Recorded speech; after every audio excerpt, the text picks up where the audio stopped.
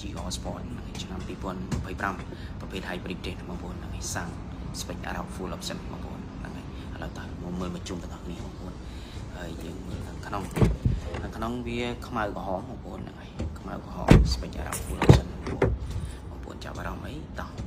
កុំភ្លេចឆាតចូល page តាមរយៈ Telegram WhatsApp ហ្នឹងហើយមានលេខចំនួន2ខ្សែនៅទីនឹងស្រេចចឹងបងប្អូន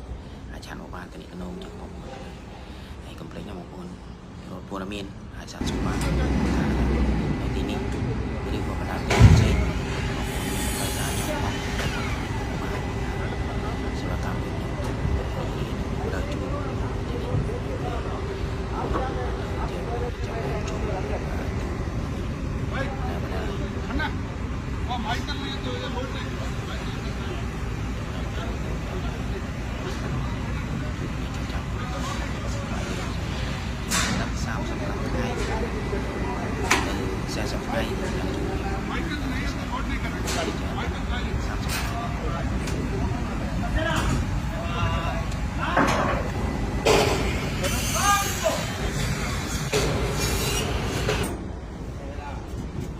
បមួយដែលសារកក្តៅផង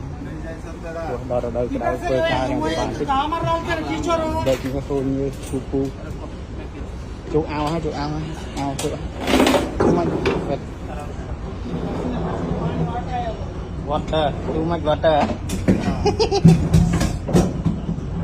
ដល់នៅក្នុងទូនេះហប់អីនេះទៅម៉ោងម៉ាននេះទៅម៉ោង7 8 កន្លះ 9 này rồi đauមកដល់ហឹងដល់ក្តៅហើយបាទធ្វើការងារតិច